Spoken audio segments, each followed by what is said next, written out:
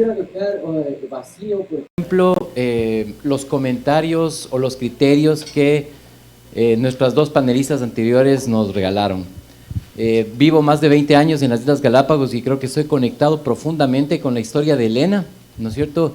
Elena vive esa historia totalmente de un alejamiento de la comunicación y de un alejamiento de la política como tal.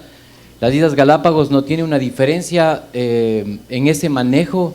Vivimos más allá de 1000 kilómetros de distancia y estamos totalmente aislados. El manejo de la información se encuentra en una crisis profunda y lastimosamente nadie hace nada, y mucho más aún con las limitaciones de la tecnología en las Islas Galápagos. Ustedes entenderán, no tenemos un internet bueno, no tenemos tecnología adecuada y entonces existe un verdadero silencio de los medios de comunicación y una, podría decir hasta coartar la libertad de expresión de los ciudadanos, de los más de 30,000 ciudadanos que viven en Galápagos y que no pueden contar sus historias porque no tienen medios digitales ni tampoco medios tradicionales como se les conoce. Así es que creo que estamos conectados profundamente con esa realidad.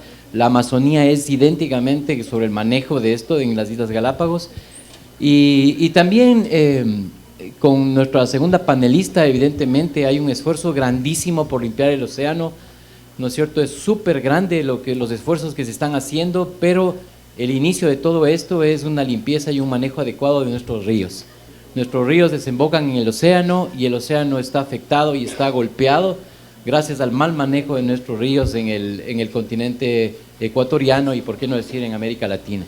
Así es que solamente para resumirles un poquito estas ideas de nuestras dos panelistas anteriores que se conectan profundamente con esta realidad que yo vivo por más allá de 20 años en las Islas Galápagos. Y bueno, ahora sí a lo que me toca, al reto, mesa número 1. Nuestro tema son las nuevas vías de la radio comunitaria y los medios locales hiperlocales, ¿no es cierto? Esta también es una terminología muy nueva y, ¿por qué no decirlo?, cómo se está manejando ahora la información de manera específica en cada uno de los sectores y tomando en consideración profundamente que la Amazonía, por ejemplo, es un lugar donde tampoco hay un acceso muy grande de la comunicación o de los medios de comunicación y entonces se maneja la información de manera muy local. Entonces, todas estas experiencias, todo este trabajo los vamos a analizar el día de hoy y yo quiero invitarles a nuestras invitadas de esta mesa. Estoy muy congratulado, realmente creo que me voy a intimidar mucho con la experiencia que tienen ellas, así es que va a ser muy bonito y va a ser muy bueno y muy grato que nosotros conozcamos de primera mano lo que ellas conocen y cómo se maneja la comunicación en ese sector. Así es que primero voy a invitarle a Mónica Valdés, presidenta de AMARC. Muchas gracias por estar acá. Un aplauso, por favor. Ella es presidenta de la Asociación Mundial de Radios Comunitarias de América Latina y el Caribe. Es periodista, antropóloga y posee un máster en comunicación. Actualmente ejerce como coordinadora de contenidos radiales y sonoros en la estrategia de comunicación de la Comisión de la Verdad en Colombia. Ha sido consultora de diversas estrategias de comunicación para el cambio social en temas de memoria histórica, salud, medio ambiente, desarrollo rural, construcción de paz territorial y en general en los derechos humanos. Bienvenida. Voy a invitarle también a Maritza Félix, es de Conecta Arizona de Estados Unidos. Un aplauso, por favor.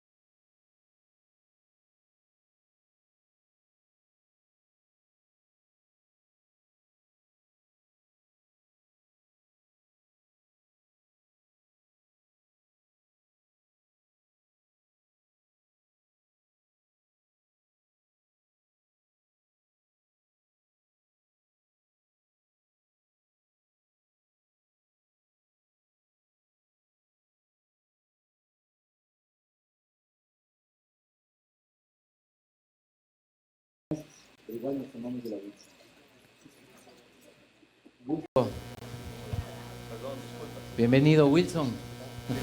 ¿Qué tal? Bienvenido. Wilson es periodista ecuatoriano, fundador del periódico El Observador de Morona, Santiago, en 1994. Fundador de Radio La Voz de Esmeraldas Oriental, Canela 103.7 de Morona, Santiago, corresponsal de Teleamazonas también, ex compañero mío.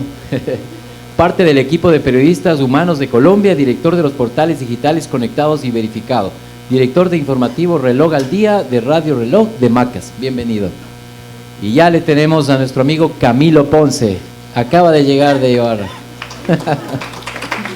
Un abrazo. Camilo es director de El Vanguardista, medios digitales, radio y televisión y periódico, director de comunicación estratégica del gobierno provincial de Imbabura, para la iniciativa Geoparque Mundial de la UNESCO, miembro de la Federación Nacional de Periodistas del Ecuador, FIP. Muchísimas gracias, amigos. Bienvenidos. Y bueno, ahora sí se darán cuenta por qué inicié diciendo que va a ser un verdadero orgullo poder estar sentado acá y también un reto grandísimo poder conversar con ustedes, pues miren todos sus perfiles. Así es que bienvenidos, amigos. Voy a lanzar entonces a recordarles, nuestra mesa se llama Las nuevas vías de la radio comunitaria y los medios locales e hiperlocales. Amigos, vamos a tener lastimosamente 7 minutitos, así es que vamos a contar esta historia como buenos periodistas, súper chévere, sus experiencias sobre cómo se manejan los medios comunitarios y los hiperlocales, ¿no es cierto? Y poderles contar a todos a través de nuestras redes sociales y a través de todas las plataformas digitales las experiencias que tenemos frente a esto, ¿no? Vamos a tener 7 minutos cada uno, no sé si alguien me va a ayudar con el conteo también. Bueno, yo también les voy a contar el tiempo. Cuando falte un minutito les voy a hacer una seña, no es la seña malcriada, es la seña normal. No se asusten, así es que por favor, vamos a empezar entonces con este tema. La pregunta disparadora obviamente es la general, ¿no es cierto? ¿Cuál es la experiencia que ustedes tienen? ¿Cómo contar esa experiencia del manejo de un medio comunitario, ¿no es cierto? Y los medios locales e hiperlocales. Muchas gracias. Chévere. Bueno, ahí estamos. Vamos a empezar con Mónica Valdés. Mónica, por favor, adelante, son 7 minutitos suyos. Bueno, muchas gracias por la invitación y por la oportunidad de compartir el panel con mis colegas, admirables todos dentro de sus saberes y acciones. Los medios locales y los medios comunitarios en particular son unos espacios que tienen una gran conexión con lo territorial. Si una radio comunitaria se parece a otra, ya ahí está mal, porque lo que debe ser una radio comunitaria es profundizar en la identidad local, en la problemática local y también en el potencial de lo territorial. Y en ese sentido, la Asociación Mundial de Radios Comunitarias, AMAR, que yo presido, tiene un eslogan y es voces locales de alcance global. Y para el tema que nos convoca del cambio climático, el tema global es el cambio climático, pero la incidencia, las historias en la radio tiene que ver con eso que pasa en lo local, que es el aspecto diferencial. Por otro lado, las radios comunitarias juegan una gran lucha por ese reconocimiento dentro de la narrativa nacional.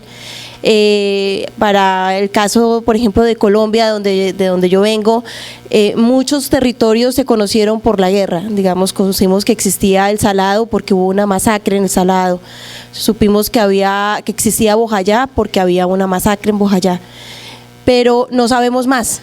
Entonces hay una necesidad de reivindicación histórica y social de estos territorios que desafortunadamente no entran en la geografía o en la narrativa nacional, sino hay un desastre, por ejemplo, un desbordamiento de un río, por ejemplo, o si no hay un terremoto o si no hay un hecho de conflicto. Qué bueno sería y qué bueno que aprendiéramos desde las narrativas qué más tiene para ofrecer esa región, esa localidad. En cuanto al acceso a estos medios, pues son realizados por organizaciones sociales de base.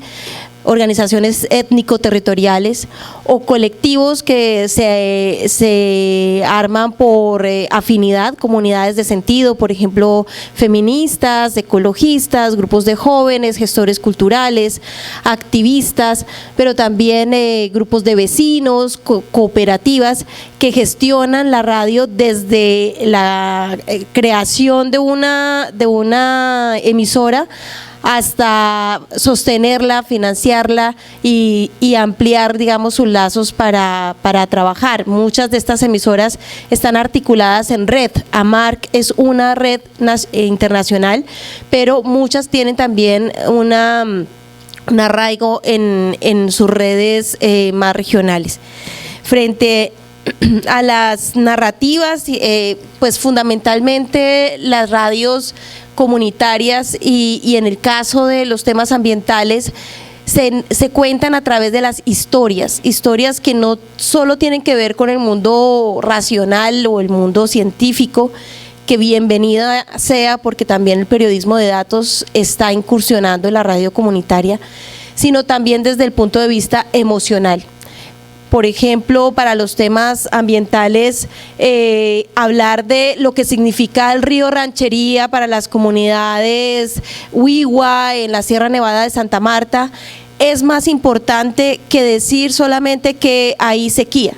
Es necesario dar el significado emocional, cultural, ancestral de estos espacios que tienen un arraigo muy importante en la historia de esas comunidades, y su salvaguarda significa no solamente la continuidad de ese ecosistema o de ese lugar, sino también la continuidad para estas poblaciones desde un punto de vista histórico de largo plazo.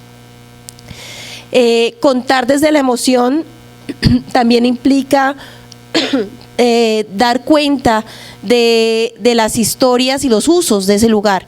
Por ejemplo, la montaña, por ejemplo, la esquina de un barrio, y que los vecinos puedan dar cuenta de ello. Ahora, en las nuevas tecnologías se han ido sumando a la radio comunitaria, y el streaming, por ejemplo, ha sido una herramienta importante para que la radio salga de la cabina y vaya a estos lugares donde se están presentando problemas o donde hay un significado particularmente importante para narrar, o donde es importante también recoger la información desde el lugar donde están los vecinos, los habitantes de este territorio. Entonces, ese por un lado, el streaming, pero por otro lado también la posibilidad de crear contenidos que sean más especializados, más secuenciales, con el uso del podcast o el uso de informes especiales o documental sonoro, también es parte de este trabajo que hacemos en las radios comunitarias. Las radios, como toda radio, se narra desde la voz, pero también desde la música y el paisaje sonoro, y en este sentido el sonido de los lugares también tiene mucho que ver con la escucha, y cómo eso genera también una emocionalidad en particular. En el minuto que me falta, porque veo que aquí tengo mi reloj, quisiera decirles que desde las radios comunitarias se está narrando el desastre que la humanidad viene realizando, ¿no?, con sus prácticas, la falta de políticas públicas y la necesidad de alzar una vocería más colectiva. En Colombia ocupa el penoso lugar de ser uno de los países del mundo donde es más difícil ser un líder ambiental. Solo el año pasado 65 personas fueron asesinadas por una causa ambiental, por liderar una causa ambiental, después de México, Brasil, Honduras, que también tienen penosas cifras. Pero estas causas terminan siendo teniendo protección si no es una causa individual, si a través de la radio comunitaria se colectiviza esa causa y se convierte en un altavoz para generar una perspectiva de futuro, con una perspectiva también de presente y involucrar muchos actores, no solamente la comunidad, sino también las autoridades, la cooperación internacional, el mundo científico, el mundo de los activistas, y conectar también lo que pasa en lo local dentro de la conexión también con lo que hay a nivel global, y de esta manera las radios también protegen y dignifican el rol de quienes desde el territorio vienen defendiendo la posibilidad de la vida en contra de una política de muerte que tiene no solamente los conflictos, sino también la falta de tomar acción frente a los desastres que implican en el desuso, el mal uso del medio ambiente. Muchas gracias. Muchísimas gracias, Mónica. Les quiero recordar que después de que tengamos las presentaciones de este conversatorio, tenemos la oportunidad de hacer preguntas, ¿no es cierto? Entonces vayan anotando, por favor, las preguntas de cada uno. Solamente para resumir cosas muy importantes de Mónica, es importantísimo tener una diferenciación entre medios, nos inició contándonos de esta parte. La narrativa también es totalmente diferente de lo que se usa o de lo que normalmente se aplica en los medios tradicionales. En los medios locales se utiliza una narrativa totalmente distinta. Se cuentan historias de conservación y de medio ambiente a través de historias, utilizando profundamente los sonidos. Ese es otro de los puntos que nos contó Mónica, y se va incursionando profundamente ya en el periodismo de datos, súper bueno, y también se va incluyendo ya las nuevas tecnologías como el streaming, y que evidentemente nos permite llegar a muchas más personas de las comunidades. Es que Mónica, un poco resumiendo aquello, ¿no? Y siguiendo el caballerismo, digamos, vamos a darle el micrófono a nuestra amiga Maritza Félix, nuestra segunda mujer. Yo le voy a ayudar. No sé si nos llega este. No llega. Sí. A ver si me dan un poquito de ganancia, no sean malitos, porfa. Gracias. No tenemos audio. Bueno, aquí sí hablo. Buenos días. ¿Aló? Está dañando el ambiente. ¿Se oye mejor? Ya. Buenos días, ¿cómo están? Maritza Félix. Yo soy periodista mexicana, pero vivo en Estados Unidos. Y van a decir, ¿qué está haciendo esta mujer aquí? ¿Aló? ¿Mejor? ¿No? ¿Sí? ¿Va? 1, 2, 1, 2, 3. 1, 2, 3. Bueno, me paro y hablo con aquel. Sí. Está bien. Perdón. Yo me ubico allá. Ándale, si te cambio. Bueno, ahora sí, ¿me oyen mejor? Ah, perfecto. Bueno, van a decir, ¿qué anda haciendo esta mujer desde allá de la frontera de México con Estados Unidos aquí en Ecuador? Bueno, para empezar conociendo, es un país bellísimo, es mi primera vez, entonces muchas gracias por la invitación. Lo segundo es que yo soy periodista independiente y estaba trabajando en documentales cuando empezó la pandemia. Cierran la frontera de México con Estados Unidos, mi mamá se queda en territorio mexicano y yo me quedo en Phoenix. Y digo, ¿qué va a pasar? Nos empezamos a comunicar como con WhatsApp. Y no sé ustedes, pero allá, por ejemplo, mi mamá es de las que nos manda esos piolines con buenos días y con muchos brillos y todo. Pero no nomás me mandaba los buenos días, de repente también me empezaba a mandar, mijita, vi esto del coronavirus, cuando empiece el calor se va a acabar, se va a morir este virus. Y era ella, y era otra persona, y yo soy como que la reina de WhatsApp, tengo los grupos desde mi despedida de soltera, y tengo casada 15 años, y me llegaba la misma desinformación.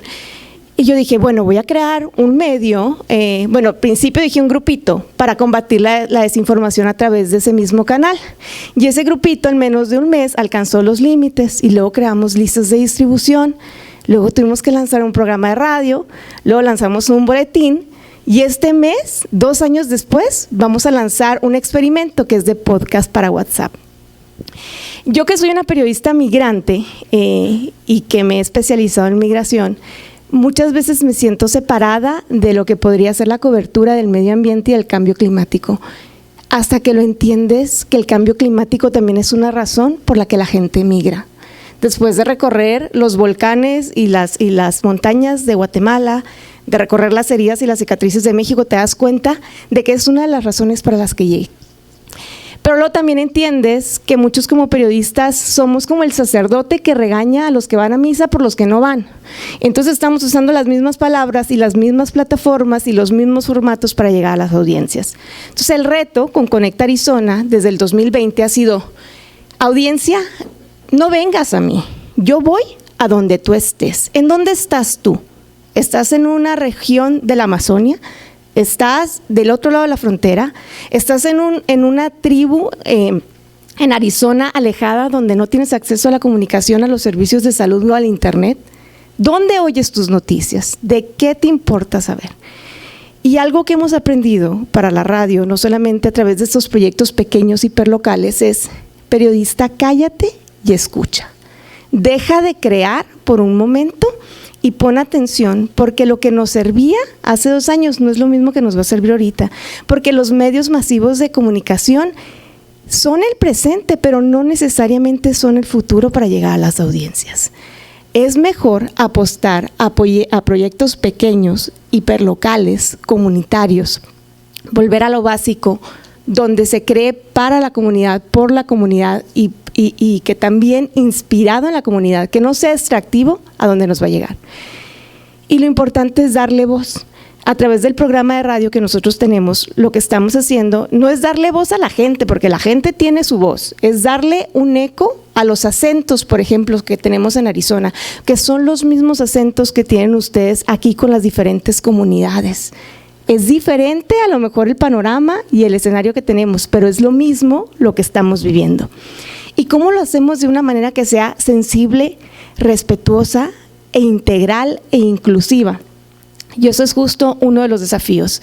Yo creo que la respuesta es innovar y experimentar. Como les digo, hemos cambiado tanto, nuestro mundo se sacudió con una pandemia, pero se ha venido sacudiendo con las migraciones, con el cambio climático, con la violencia que vivimos en el norte de México, por ejemplo, y tenemos que adaptarlo a lo que estamos haciendo ahora.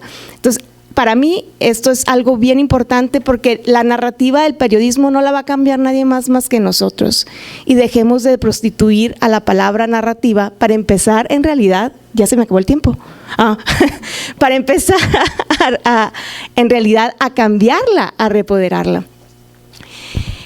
Cuando trabajé en televisión, muchas veces menospreciamos mucho el trabajo de la radio comunitaria, como que pensábamos como que era el hijo más abajo de la cadena, de la gran familia de los medios de comunicación. Pero no es ahí. Cuando uno abre las llamadas y abre los micrófonos, podemos apostarle al diálogo con la comunidad. En Conecta Arizona, por ejemplo, que empieza como el grupo de WhatsApp, y eso es básicamente el corazón de nosotros, todos los días de 2 a 3 de la tarde yo abro el grupo y cafeceamos, le decimos la hora del cafecito. Establecemos un diálogo comunitario que después se transforma en contenido para el newsletter, que después se transforma en entrevistas radiofónicas, que después se transforma en cápsulas multimedia para los diferentes formatos donde nos está escuchando nuestra audiencia, que es bastante valioso. ¿Por qué? Porque entiendes de nuevas perspectivas, porque yo entiendo que no tengo todas las respuestas a las preguntas e invito expertos a que se echen el cafecito con nosotros, y eso los obliga a estar también a ellos en contacto directo con la comunidad en la que les sirve, porque te das cuenta que el periodismo no tiene que ser extractivo, puede ser inspiracional, porque por ejemplo cuando a mí otro medio para el que yo colabore, ahora sí ya se me acabó. Muy bien. Algún otro medio para el que yo colabore, porque pues de algo tengo que vivir también y soy periodista independiente, y me dicen: Maritza, quiero que me hagas una historia sobre cuál es el sentimiento de los papás después de la tragedia en Uvalde, por ejemplo. Yo no tengo que preguntar en Facebook con mucha gente: hay alguien que me quiera dar su testimonio. No, yo ya sé quién es la mamá que durante el cafecito me ha dicho: es que no me gusta que en la escuela le den simulacros de masacres a mis hijos.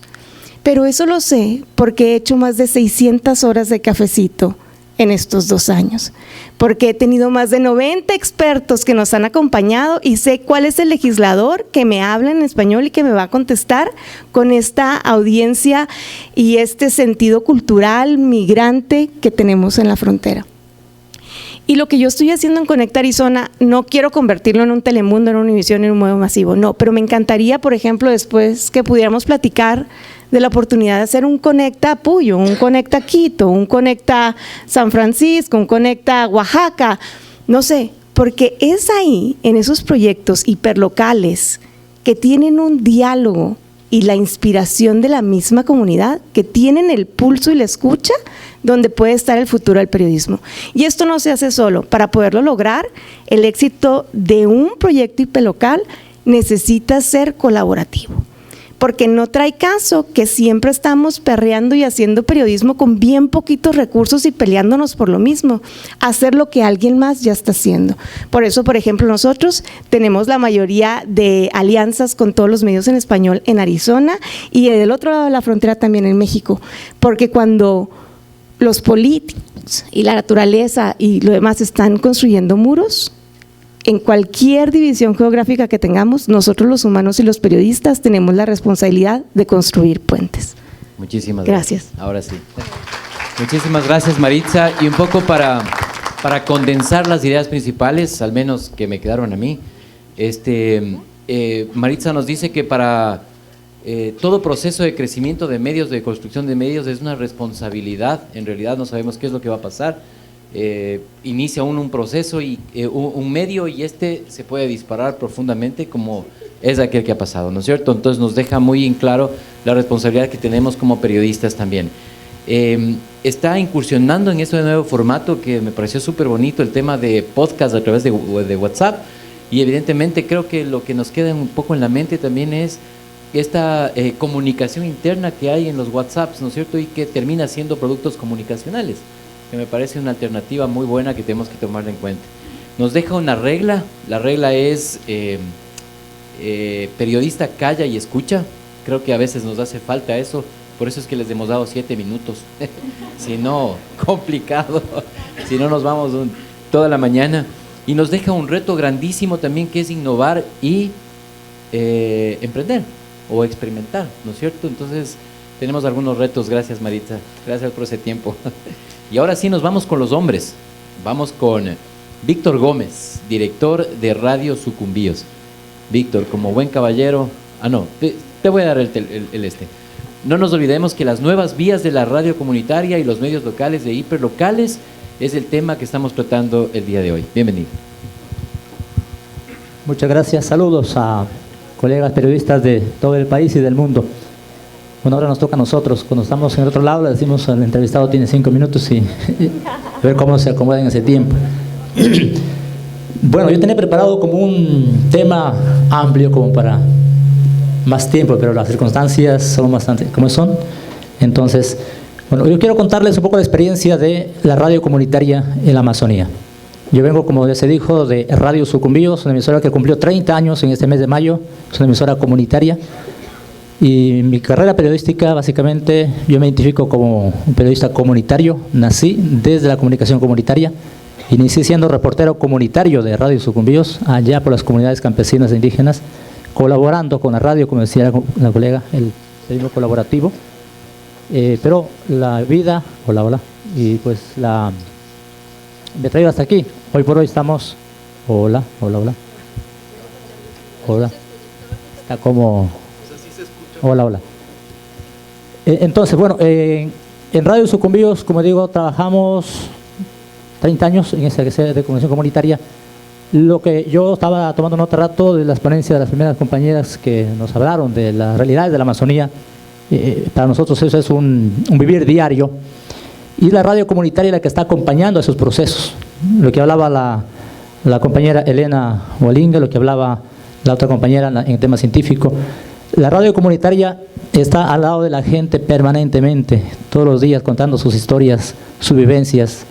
Esto de los problemas que se hablaba del cambio climático es muy evidente en las comunidades amazónicas. Hay muchos efectos, muchas realidades. Y que la radio comunitaria lo está contando, lo está difundiendo, lo está informando. Pero claro, lo que se decía acá, hace falta como quien aterrizar el discurso radiofónico a eso del cambio climático, porque en nuestra zona, por ejemplo, hay ríos que están desbordándose permanentemente, hay pueblos amenazados, hay puentes amenazados. El río Coca no es solo lo que ustedes conocen de la hidroeléctrica Coca-Cola Sinclair y el paso que está interrumpido. A lo largo del río, por ejemplo, está por llevarse un puente, por llevarse un pueblo, carretera ya se ha llevado. Allá por el río Putumayo está un pueblo entero como Puerto del Carmen a punto de ser también destruido por los ríos.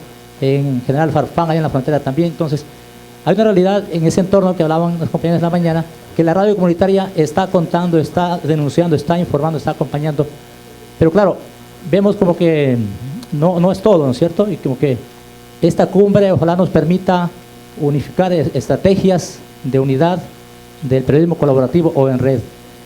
La radio comunitaria trabaja mucho en red. Nosotros nos caracterizamos por hacer un trabajo en red, por ejemplo, a nivel internacional, diríamos, estamos trabajando con ALER, que es la Asociación Latinoamericana de Educación y Comunicación Popular, en Quito, en Ecuador, con CORAPE. Ustedes conocen, a lo mejor muchos colegas han escuchado hablar de CORAPE.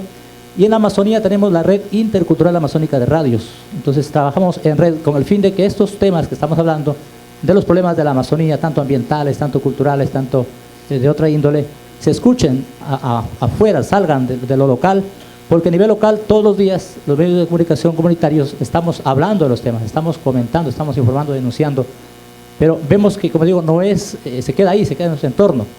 Entonces hace falta de que estos espacios se puedan generar alianzas para que estos hechos trasciendan a lo nacional, lleguen a las instancias que tienen que tomar las decisiones, gobierno central, ministerios, porque lo contrario se queda entre nosotros. Sin embargo, esas luchas tampoco no es que han sido en vano.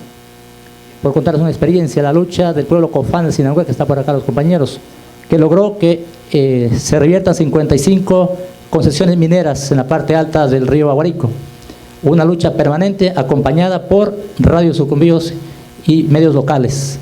Finalmente logramos que se haga eco el país y la presión de los medios locales, la vocería de la gente permanentemente, hizo de que finalmente los jueces tengan que fallar bajo lo que dice la norma, no bajo la presión de la gente, sino que la ley lo determina. Entonces, es la importancia de la comunicación comunitaria, de que el acompañar los procesos sociales de sus luchas, logramos también importantes éxitos como estos logros importantes. Hoy por hoy, por ejemplo, hay muchas luchas en la Amazonía justamente por el extractivismo que hablaba la compañera. La 10ª ronda petrolera, 12ª ronda petrolera está ingresando. Hay muchos conflictos con las comunidades porque llegan pues sin pedir los permisos o consentimientos, y hay protestas, paros por todo lado.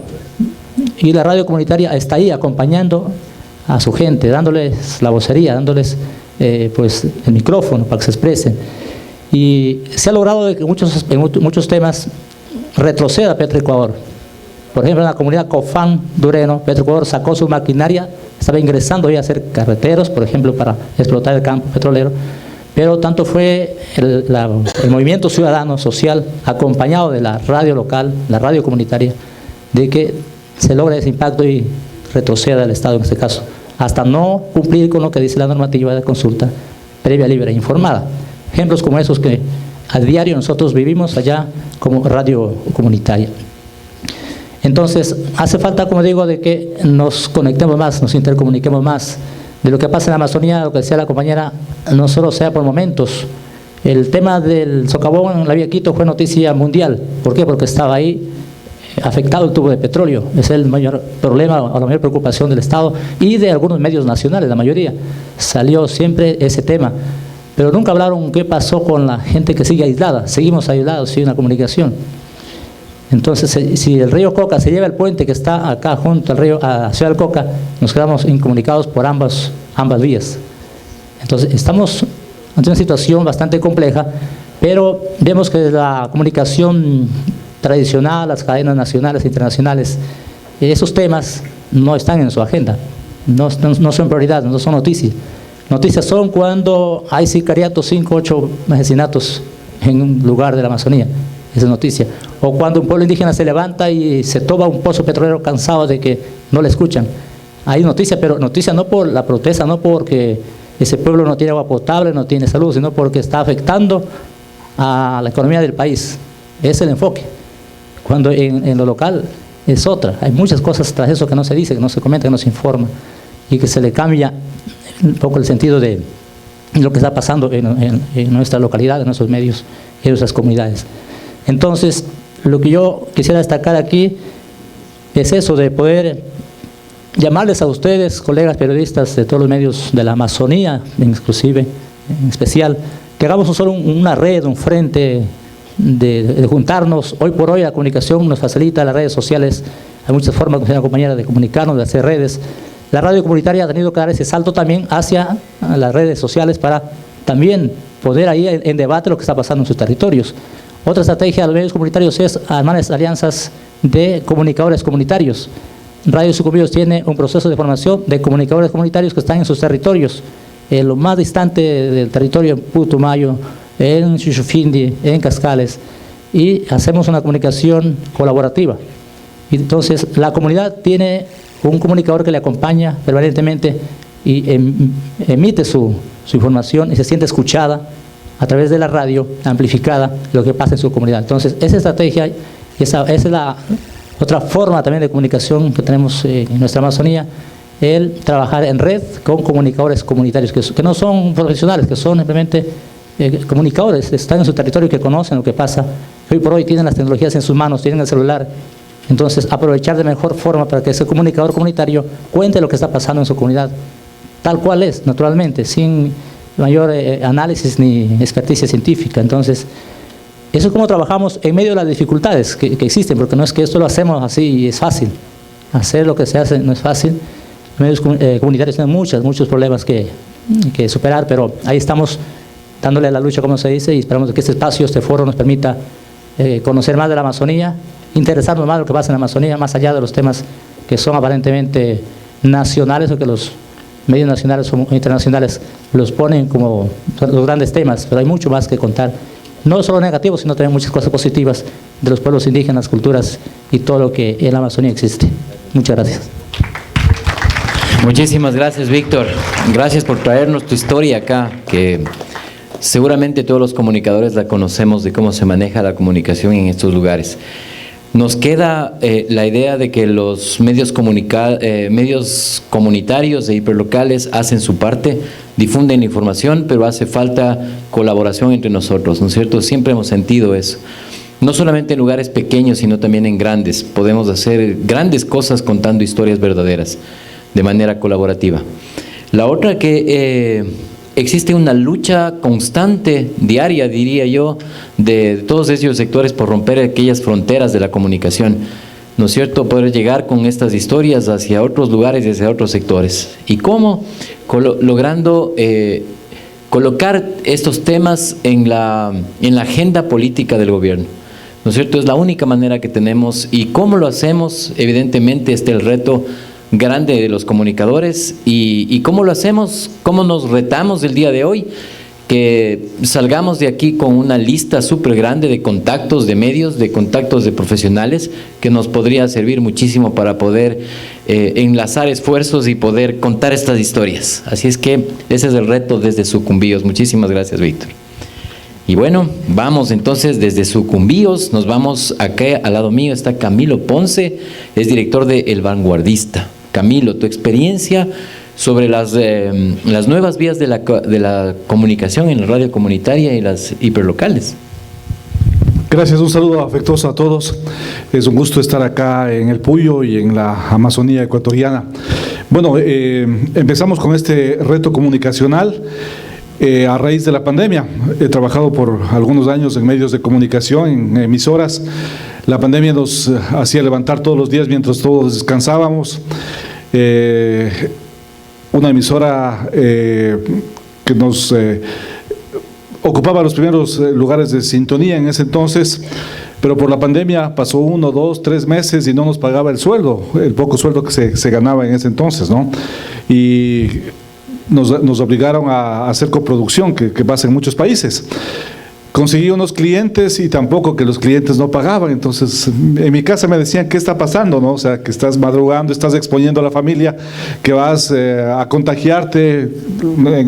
Al comienzo teníamos invitados en vivo porque el dueño desde otro país manejaba que teníamos que tener 6 invitados diarios en plena pandemia y que tenía que el invitado estar ahí presencial, y eso también de ver los invitados diarios en una emisora era complicado. Entonces por ahí se surgió la idea de crear un medio digital, y les invito a que se suscriban, a que nos sigan, es El Vanguardista. Se cerraron varios medios de comunicación a propósito de la pandemia, un diario muy querido que fue fundado por Monseñor Leonidas Proaño en Ibarra, el diario La Verdad.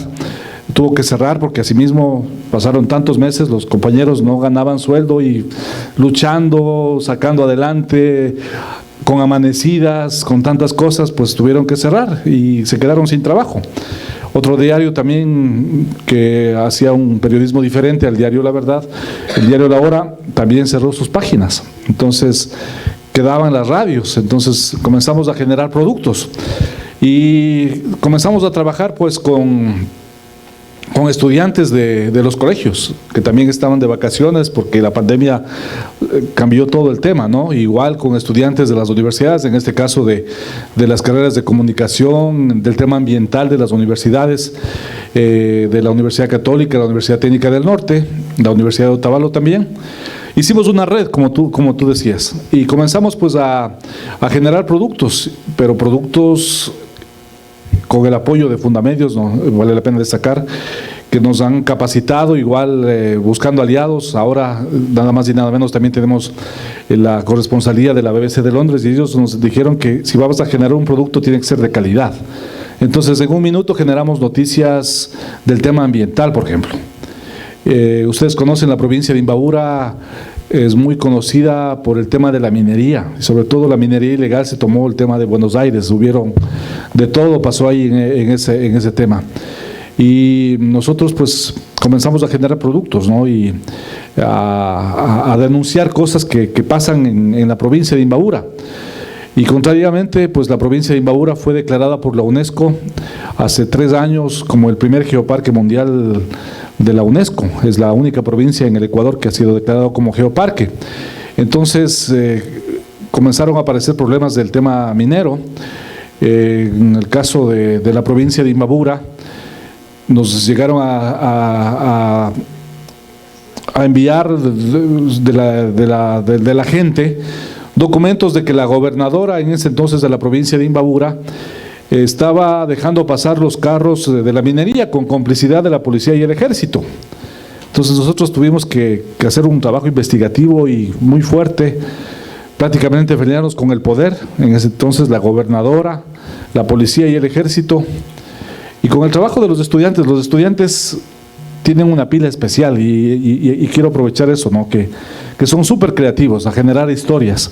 Nos metimos a Buenos Aires a ver cómo era la realidad, inclusive ahí comenzaron a sacar información medios como Ecoavisa, como Teleamazonas, mandar no a los corresponsales, sino fueron equipos a hacer la cobertura, ¿no?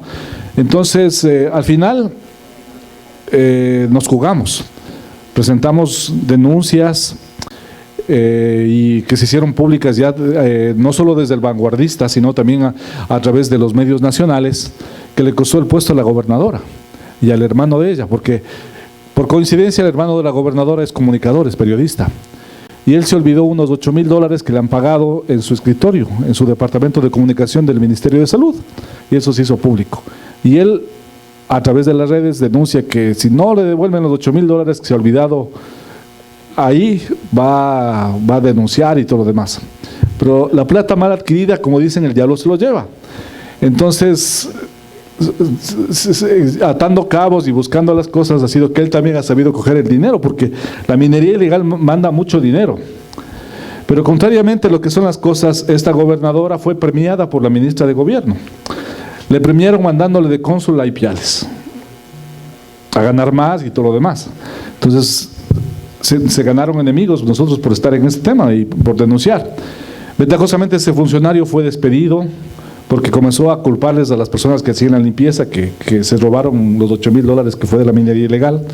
Y eso nos disparó en seguidores, nos ayudó mucho en el tema comunicacional, ¿no? Entonces, aquí viene la lección un poco de lo que decía la gente y sobre todo los maestros, de uno siempre buscar, contrastar. A veces nos cuesta mucho tiempo producir lo que decía aquí la compañera de Colombia, de darle sonido, ambientarle, de ser creativos, de hacer podcasts. Los podcasts nos están dando buen resultado, inclusive los programas de radio que son informativos, como decían los compañeros. Cada provincia tiene su particularidad, que le gusta escuchar, le gusta verse, le gusta lo de cada pueblo, de cada parroquia, y ese es el poder que tenemos en las parroquias, que se recibe información constantemente, abrir un canal, siempre una línea abierta para que la gente sea la que denuncie y participe. Entonces hemos crecido comunicacionalmente, inclusive algunas universidades de varias provincias retransmiten nuestros programas. No es que nosotros tengamos una frecuencia. Algún rato optamos por pedir una frecuencia a Arcotel, fue un proceso largo, pero lamentablemente no fuimos proceso de ser concesionarios, porque eso también hay muchos intereses políticos y conversábamos con Wilson en ese sentido. Entonces ahora no solo nos ven en Imbabura, sino que nos escuchan también en otras provincias que hemos ido haciendo alianzas estratégicas, que decía el compañero. Entonces esto nos ha ayudado mucho en ese sentido. Y el reto para sobre todo los estudiantes de comunicación, los jóvenes, pues no de aliarse, unirse, no es mucha la inversión que hay que hacer para tener el streaming y tener su radio comunitaria, su radio digital, su canal online. Tenemos un programa de televisión cada día en horas de la noche, que también algunas universidades nos retransmiten, y sobre todo pues de innovar, de crecer, de ser creativos, que es lo importante. Nos ha faltado un poco alguien de ventas, ¿no? A veces somos buenos para comunicar, pero la parte de ventas es complicado, entonces hay que buscar alianzas estratégicas en ese sentido. Bueno, y pues a seguirles, que esto de la comunicación a veces nos genera problemas. Yo tengo una denuncia en la fiscalía porque comencé a recibir llamadas anónimas al teléfono de que van a secuestrar a mi familia, que van a llegar a pasar talas cosas. Mi familia estaba aterrorizada, pero lamentablemente la policía ni la fiscalía hace nada, y si uno no se autoprotege, hay que tener mucho cuidado con estas situaciones. Pero ese es el riesgo que corremos por decir la verdad, ¿no?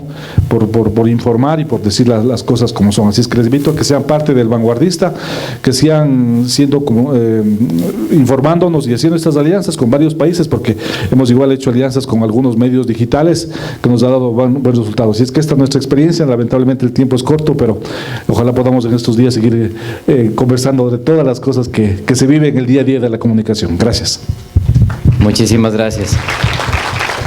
Este es el otro lado del periodista, ¿no es cierto? Estar tras un micrófono, ahí entiendes cuando entrevistamos a las personas y quieren seguir contándonos las historias y nosotros ya, gracias. Entonces ya se siente. Ese es otro reto también, ¿eh? Bueno, un poco para condensar un poco lo que nos dice Camilo. En realidad la pandemia para muchas personas fue una oportunidad también. No solamente fue mala, la oportunidad de crear el Vanguardista fue una de las mejores decisiones en ese sector del país, y evidentemente sí, porque mucha gente lo sigue e inclusive en Galápagos, si tenemos un mal internet, yo me he informado muchísimo a través del Vanguardista. No es publicidad de repente. La otra es que tenemos este reto de contar las historias diferentes, como el tema de la minería, por ejemplo, de la minería ilegal. No solamente porque hacemos eco de estas historias, ¿no es cierto?, ni abrimos la voz del pueblo hacia lo político, sino también evidentemente por esta responsabilidad que tenemos como comunicadores de contar estas historias diferentes, ¿no?, de contar estas historias que están ocultas y que lastimosamente por presiones de algunos sectores no son públicas. La otra es evidentemente que hay que hacer un eco entre medios, ¿no es cierto? Este es un gran ejemplo que tenemos, lo que decíamos con Víctor también. El Vanguardista, entiendo, tiene una alianza estratégica con muchísimos medios, y eso obviamente les ha permitido hacer eco de estas historias y que haya cambios profundos como lo que ha habido en este tema de la minería. La lección que tenemos es contextualizar la información, ¿no es cierto? Esta es una responsabilidad periodística a los jóvenes estudiantes. Esto nos deja como tarea, ¿no es cierto?, e innovar e invertir. No hay que invertir demasiado, nos cuenta Camilo. Podemos hacer una inversión muy pequeña, pero podemos empezar a tener un medio para contar estas historias. Y las alianzas estratégicas, como decía, evidentemente creo que entre todos también vamos a coincidir totalmente que los medios comunitarios o los medios chiquititos, digamos, por no decirle la otra palabra que no me gusta mucho, pero los medios muy pequeños, somos víctimas a veces de acoso porque estamos contando las historias locales que no se cuentan y que nos enfrentamos directamente con las autoridades. Y ese es también otro reto que tienen los medios locales, ¿no es cierto? Cuentan historias grandes en lo local y son víctimas muchas de las ocasiones de agresiones. Así es que, condensado, Camilo. Ahora nos vamos con Wilson Cabrera. Wilson, cuéntanos tu historia frente a la radio comunitaria desde tu sector, uno de los sectores estratégicos del país también. Bienvenido. Gracias, Carlos, compañeros y amigos, periodistas, a todos, un gusto. A mí me dejaron fácil. ¿Saben por qué? Porque ellos ya lo contaron todo. Pero creo que hay algo que tenemos que tocar. ¿Qué pasa con los medios comunitarios? ¿Qué pasa con los periodistas comunitarios? ¿Qué pasa con los comunicadores comunitarios? ¿Qué pasa con cada uno de nosotros en las comunidades? Y es lo que dijo al final Camilo y lo condensó Carlos. La persecución. Por persecución yo tengo cerrado una radio. Fue la primera radio en el país que se cerró en el Ecuador. Y por ser una radio pequeña, está allí, sin que nadie cumpla lo que debe cumplir y responder por ese abuso. Y no digo porque yo soy el concesionario, digo porque luego de mi caso, muchas otras radios y muchos otros medios se clausuraron por el abuso del poder. Y porque el poder tenía los intereses que ahora está viviendo el país: sicariato, narcotráfico, crimen organizado. Y eso no está afectando solamente al empresario y al ciudadano común, sino particularmente está direccionando su accionar hacia el periodista, el comunicador y los medios, que son la tribuna de esos hechos que están sacudiendo a la sociedad actualmente. Entonces, lo que tenemos que pensar es qué está sucediendo con los periodistas comunitarios. ¿Cómo se están sustentando para seguir siendo el eslabón entre la sociedad, los hechos, la realidad y un Estado o un gobierno de turno? Y es allí donde vemos la necesidad de que eventos como estos nos identifiquen. ¿Por qué? Porque si el señor Camilo Ponce reveló lo que nos cuenta, sencillamente la persecución viene. Y no solamente es la persecución de la autoridad desde el nivel superior, sino todo un engranaje que está establecido a través de un sistema que trata de someter para neutralizar el valor de que él cumpla con su función de ser periodista. Y lo que a él le pasó nos pasa a muchos de nosotros. Y yo he venido aquí para contarles esa realidad. Porque en la provincia de Morona, Santiago, tenemos una provincia que decimos ventajosamente todavía no está en la explotación petrolera, pero ya está en la actividad minera a gran escala. Ya está en la actividad minera ilegal identificada como un escenario de alta conflictividad. Ya están allí los grandes proyectos que son importantes, pero que nunca han sido consultados. Ahí están los problemas de las comunidades en todos los sectores que conocen que hay concesiones, pero nunca fueron notificados quienes allí están residiendo o están viviendo. Y cuando el periodismo comunitario llega a escuchar eso y trasciende eso, pues sencillamente es más importante cualquier otra cosa en la coyuntura nacional que lo que pasa en esos escenarios locales. Los jóvenes estudiantes que están haciendo comunicación y que están preparándose en comunicación, quizás ya tienen experiencias de esa naturaleza porque ellos vienen de comunidades, no solo de las partes urbanas. Y quizás están estudiando comunicación porque sienten y les pica, hablemos el término un poco coloquial, ¿no? Esa necesidad de contar. Yo me hice periodista hace 40 años. ¿Y por qué? Porque veía que había un derrumbe en la vía y nadie llegaba a limpiar ese camino y los vehículos pasaban allí apostados tratando de pasar a sus destinos 3 o 4 días. Porque habían no puentes, sino las denominadas tarabitas, y familias enteras a veces se caían desde la canastilla al río y desaparecían. Allí me di cuenta que el periodismo era importante, pero yo ni sabía lo que era ser periodista en ese entonces. sino lo único que entendía era que había que contarle a la sociedad lo que nos estaba pasando. Y después fui entendiendo que la comunicación era importante, porque escuchaba Radio Quito, HCJB, Radio Cristal, Radio Saracay, Radio Paz y Bien de Ambato, y en fin, tantos medios de comunicación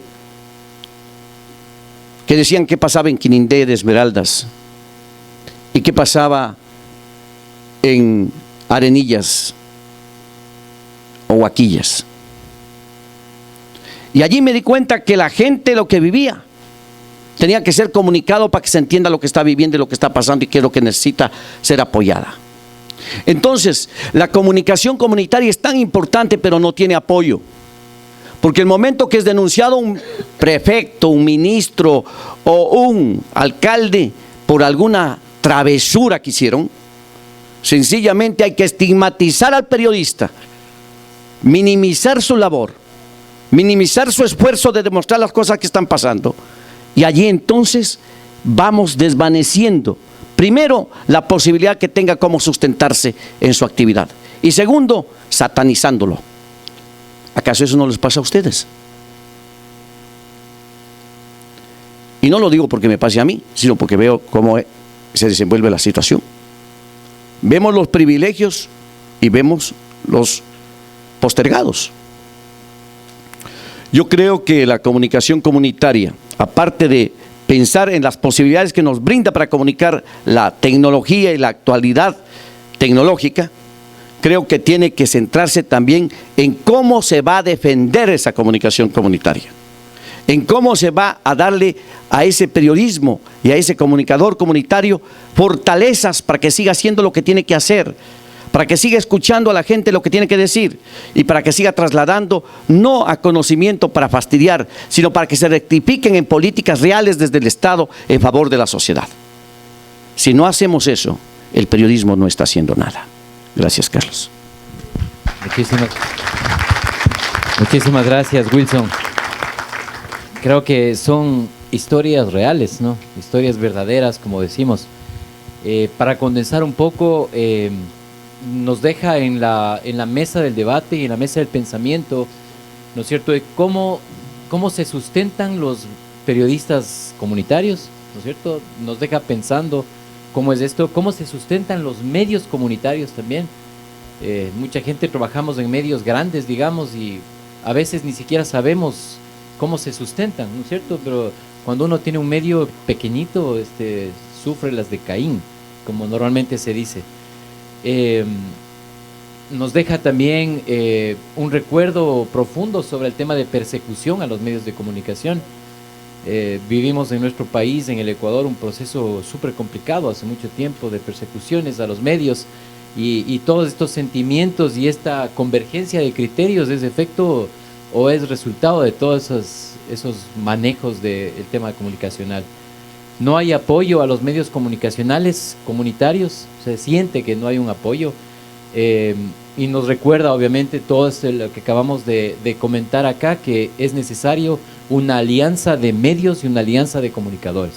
Es el reto más grande, al menos para mí me deja muy claro esto en la mesa de debate, en esta mesa, que necesitamos ser aliados y crear estrategias de alianza para poder salir adelante con estas historias que a veces se quedan tras los telones. Y más bien lo que se hace, y claro, es la estrategia, ¿no es cierto?, el divide y reinarás, también es satanizar a los medios para que pierdan audiencia y que no les escuchen, ¿no? Y eso es lo que no hay que permitir. Así es que, amigos, esta ha sido la mesa de trabajo sobre medios radiales. Si tenemos algunas preguntas, no sé si es que alguien recogió algunas preguntas o alguien tiene preguntas. A mí me quedan un montón de preguntas. Como buen periodista tengo un montón de preguntas. Si no tienen preguntas todavía, no hemos recogido las preguntas, yo quiero lanzar una pregunta en realidad, y es ¿cuáles son desde la comunicación comunitaria, ¿no es cierto? ¿Cuáles son los voceros principales? Eso es clave también, ¿no es cierto? A mí me deja pensando como comunicador, en ese medio comunitario, ¿es la autoridad mi vocero principal o es la comunidad el vocero principal? No sé qué dicen ustedes. A ver, Camilo, empecemos contigo. Bueno, hay que buscar nuevas voces. Yo creo que no necesariamente la autoridad es la voz oficial, ¿no? Siempre, por eso les decía de contrastar, buscar varios actores. En este caso, los jóvenes que de pronto decía en la comunidad de INTAC, la zona de Buenos Aires, no tienen acceso al agua potable y ellos son los que ven cómo a la policía, al ejército les descoimaban para que dejen pasar los vehículos y nadie les diga nada. Entonces, esa gente con este aparatito, aquí hay mucho poder en este aparato, tomaban fotos que verificábamos en ese tema, y ellos fueron los que nos decían, pues ellos son los que están llevando dólares y están haciendo eso. Entonces ellos se convirtieron en los voceros, ¿no? Entonces hay otros actores, no necesariamente las autoridades. Definitivamente los voceros son nuestros oyentes. El dirigente barrial, el campesino, el indígena, el agricultor, el ciudadano común y corriente, ellos son los que están en primera línea de nuestros medios de comunicación comunitarios de la vocería. Obviamente sin descartar y sin descuidar la otra parte, que se requiere que el Estado a través de los ministerios responda frente a un hecho que ese dirigente denunció, que comentó, que está requiriendo información. Entonces, para nosotros es clarísima, nuestros voceros principales son nuestros oyentes, es la comunidad, es el ciudadano, son ellos, pero digo sin tampoco cerrar el micrófono a la otra parte que requiere igual dar su versión frente a lo que se ha cuestionado en tal o cual medio de comunicación comunitaria. Yo creo que nosotros, y por nosotros me refiero a la comunidad a la que servimos, por mucho tiempo los periodistas hemos como que pintado una raya y decimos, ellos, la comunidad a la que servimos, y nosotros de este lado, y no, nosotros también vivimos y estamos ahí. Y las voces tienen que ser aquellas que nos representen. Por ejemplo, en mi caso, tengo que buscar voces en español con diferentes acentos que representen el crisol de diversidad cultural, de género, de pensamientos y filosofías y políticas. Y para eso puede ser parte de la comunidad o también pueden ser parte de las autoridades. No podemos cerrar las puertas a todo eso, y porque también necesitamos darle eco a los diferentes, ¿no?, perspectivas. Bueno, los voceros de la comunidad y las voceras es la pluralidad. Digamos, la comunidad, cuando decimos la comunidad, muchas veces nos imaginamos una entidad homogénea, y las comunidades no son homogéneas, tienen divergencias, tienen puntos de vista distintos, y es importante que la radio comunitaria sea ese espacio de pluralidad y de polifonía de todas esas voces, desde las autoridades comunitarias, como es un líder de una junta comunal, hasta una persona que se dedica a la pesca, el guardabosques, o simplemente un niño o una niña que también tiene la posibilidad de hablar por la radio comunitaria. A ver, yo creo que todos son los llamados a poner su voz. No hay la madre de familia, el paciente, el maestro, el artesano, o sea, todos los actores de la sociedad son los elementos vitales en la comunicación. Todos tienen algo que contarnos, desde el mecánico hasta aquella madre de familia que no tiene que poner en la olla, si hablamos del término concretamente. Todos ellos son las voces que se orientan y que a través del periodismo puede contar por qué, por ejemplo, nuestra provincia de Boronga Santiago tiene más del 40% de desnutrición infantil, para poner un ejemplo. Muchas gracias. Bueno, tenemos menos de 6 minutos más o menos para terminar la mesa, pero nos llovieron algunas preguntas que son súper importantes, ¿no es cierto? Por ejemplo, nos dice, por ejemplo, para Maritza nos preguntan, dice, ¿puede profundizar un poquito más sobre el podcast para WhatsApp? ¿Cómo funciona? ¿Cómo se lo hace? Bueno, se va a llamar Cruzando Líneas y sale el 23 de junio. Lo que estamos haciendo es tratando de experimentar qué tanto hacen los mensajes de audio en WhatsApp. Tenemos la costumbre nosotros, los latinos y los hispanos, de mandar mensajes de voz, pero no siempre los escuchamos, y cuando vemos que duran más de 1 minuto y medio decimos, ay, al rato lo oigo, que me escriba mejor porque estoy ocupado, ¿no? Entonces lo que queremos hacer es ver qué tan bien dan, porque ya intentamos con los avances de 1 minuto las noticias que tienes que saber del día y funcionan muy bien. Ahora queremos ver qué tanto escuchas esta historia. Lo vamos a empezar con, lo van a hacer puros, lo más importante es que lo van a hacer puros periodistas independientes que hablan español de los dos lados de la frontera. La duración va a ser de 5 a 27 minutos. Tenemos diferentes episodios de todo eso para saber cómo los va a oír. los vamos a distribuir primero por las plataformas de WhatsApp, después los subiremos a las tradicionales de Spotify, Apple Podcast y todos los demás, y tenemos alianzas con una red de radios comunitarias en Estados Unidos, que es Radio Bilingüe, que lo va a distribuir y yo lo voy a poner en el programa de radio. La diferencia del podcast para WhatsApp, que también le vamos a hacer, es que ya saben que no nomás vamos a mandar el audio, va a tener como un recuadrito de video de muy baja resolución para que se pueda ver fácil y que sirva también como galería de imágenes para que la gente que lo escucha viéndolo y quiere ver algo lo pueda hacer, pero que tampoco sea tan diverso ni tan distractor, porque si vas manejando que lo puedas escuchar nada más. Y el chiste a lo que le estamos apostando para que se enganche la gente es que se sienta representada con los acentos y con la gente que está tomando, porque son personas que a lo mejor oyen en la radio así muy formales y que ahora les va a contar una historia muy narrada, muy real, que tiene que ver con inmigración, que es nuestro tema principal, y así lo vamos a hacer. Después vamos a hacer sesiones de escuchas para ver quién lo escuchó y hasta cuándo lo escuchó y cómo lo escuchó y en dónde lo escuchó. Si funciona, seguiremos con una segunda temporada, y si no, pues se muere, y para eso es el tiempo que tenemos ahorita de experimentar, ¿no? Y ya quité como 3 de los 6 minutos. Tranquila, no hay problema. Vamos rápido entonces. Y a Colombia nos preguntan, ¿cómo sortear la violencia para sobrevivir en radios comunitarias, por ejemplo? Bueno, acá hay. Sí. Bueno, se han usado muchas estrategias para sortear la violencia, porque aquí, como decía Wilson o lo contaba el otro compañero, la persona que hace una denuncia, si es un reportero comunitario, quien es víctima de esa denuncia o quien es el implicado en la denuncia sabe dónde vive, sabe dónde es su casa, sabe cuál es su entorno. Entonces, una de las alternativas que se han usado es usar un nombre de un colectivo de reportería de investigación. Entonces, por ejemplo, periodistas regionales que publican, ponen un nombre del colectivo, pero no firman con nombre propio. Otra manera de sortear esa violencia es también trabajar en red para tener también ahí un respaldo, digamos, gremial.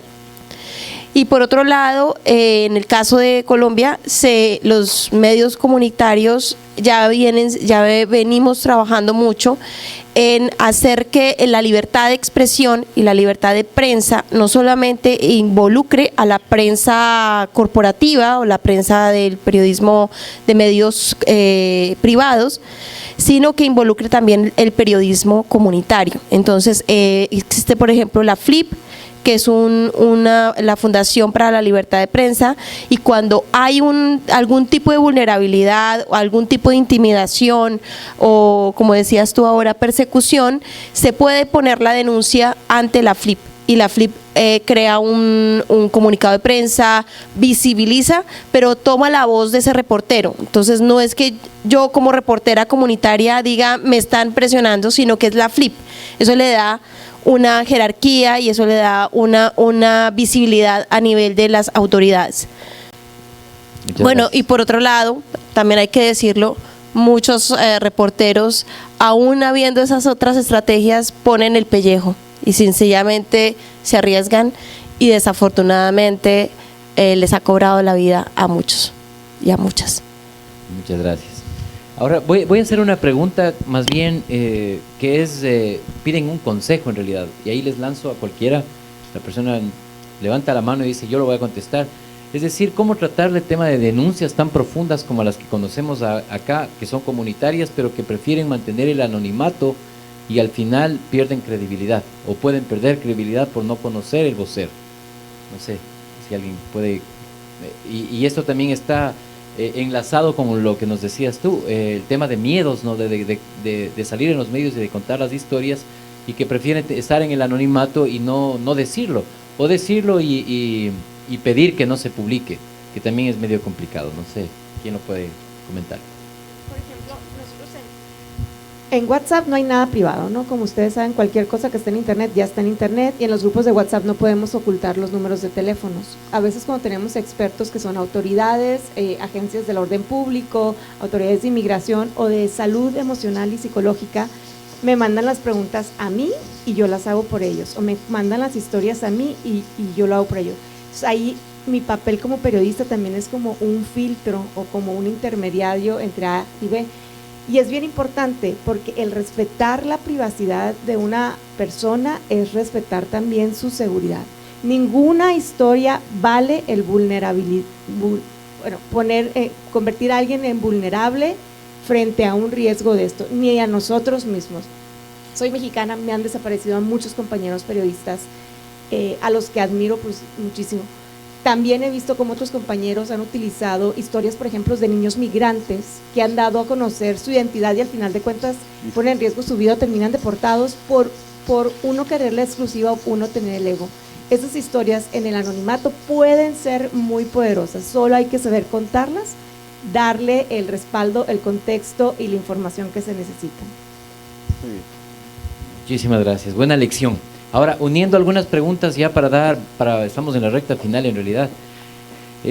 Lo que nos preguntan es cómo legalizar un medio digital primero, o sea, legalizar un medio comunitario. Si es que en el Ecuador existe alguna legislación sobre el tema de manejo de medios. Y si, bueno, esta es la pregunta clave para ti. Repito la pregunta. Estás despistado.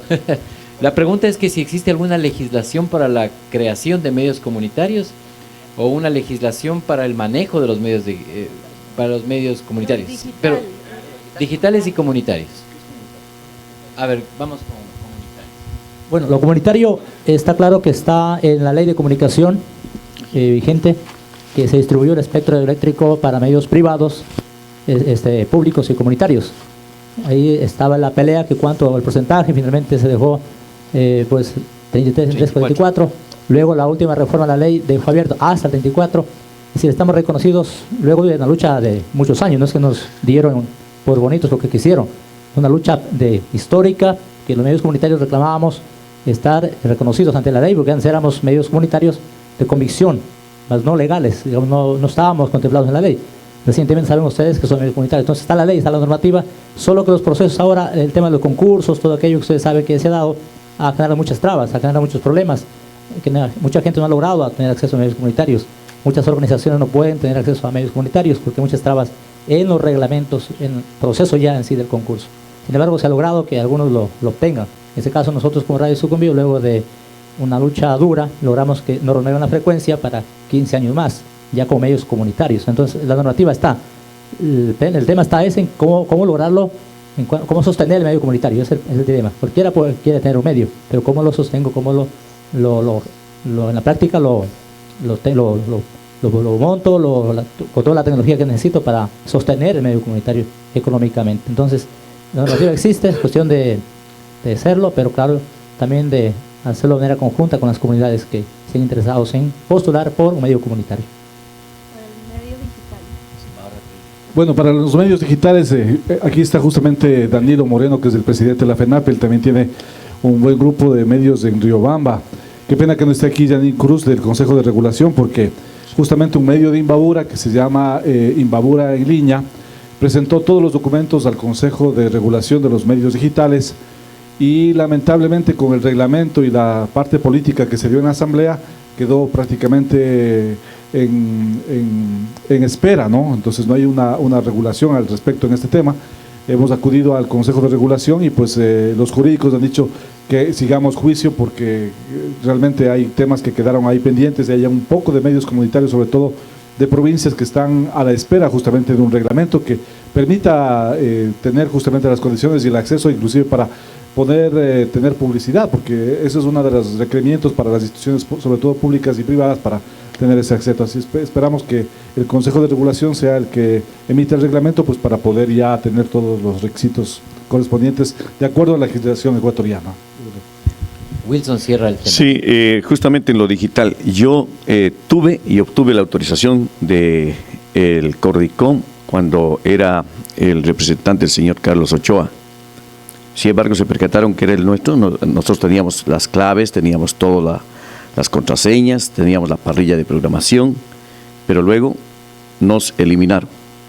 O sea, sabían de quién era el medio y sencillamente nos borraron del mapa, nos quitaron las claves, nos quitaron las contraseñas.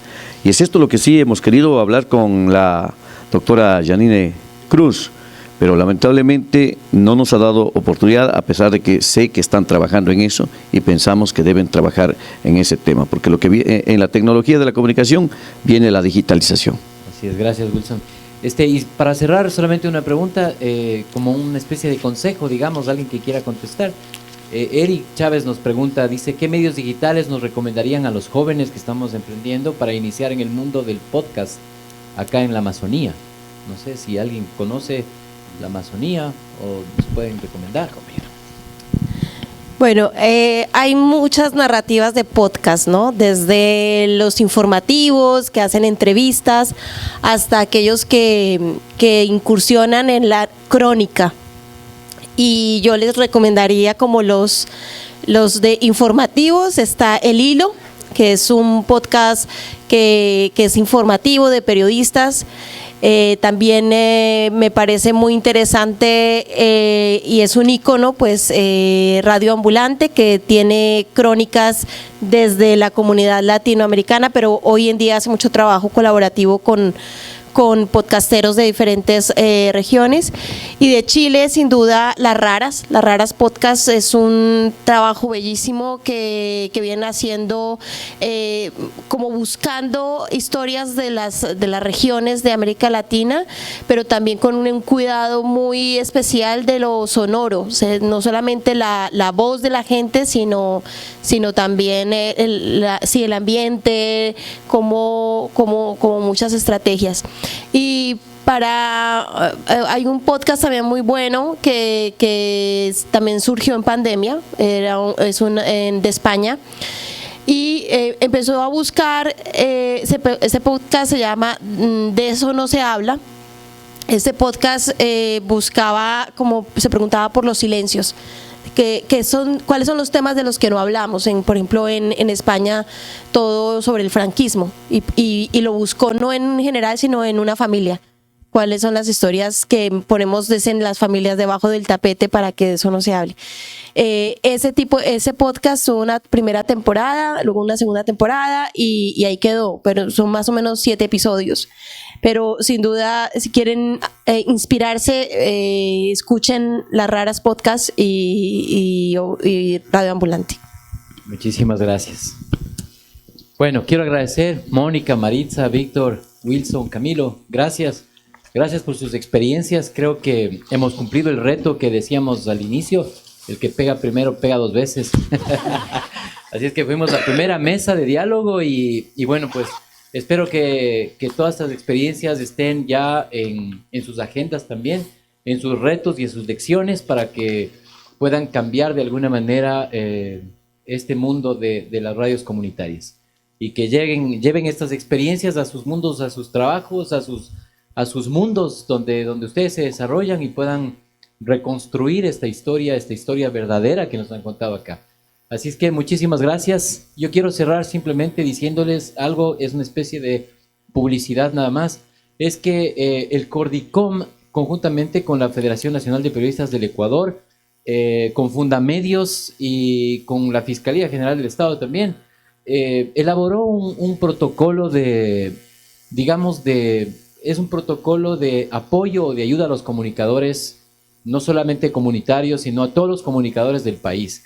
Este protocolo lo que busca es un poco disminuir el tema de la agresión hacia los comunicadores en cada una de las regiones, ¿no es cierto? Entonces, si es que ustedes se sienten agredidos de alguna manera, se sienten perseguidos, es facilísimo conectarse ahora a través de las redes con este equipo, una mesa técnica muy experimental, digámoslo, porque estamos iniciando este proceso, y enseguida se activa esta mesa técnica, y esta mesa técnica lo que hace es darle un seguimiento muy rápido y soportarlo, apalancarle al comunicador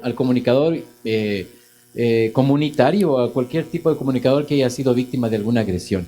Tenemos esta herramienta ya en el Ecuador, en el país, nos va a ayudar muchísimo, y creo que es una de las herramientas más innovadoras que tenemos ahora en un país como el nuestro, totalmente republicano, en lo que estamos saliendo de un proceso súper complicado, súper difícil de comunicación, pero que de alguna manera nos va a ayudar para poder seguir contando historias verdaderas sin miedo, ¿no es cierto? Que sepan que hay una mesa técnica, un equipo de trabajo que estamos liderando este proceso por ayudar a que esto realmente no encuentro la palabra clave, pero no sé si eliminarla, pero al menos disminuir el tema de agresión contra los comunicadores. Así es que muchísimas gracias, amigos, ha sido un placer, un gusto grandote. Gracias a todos. Abrazo.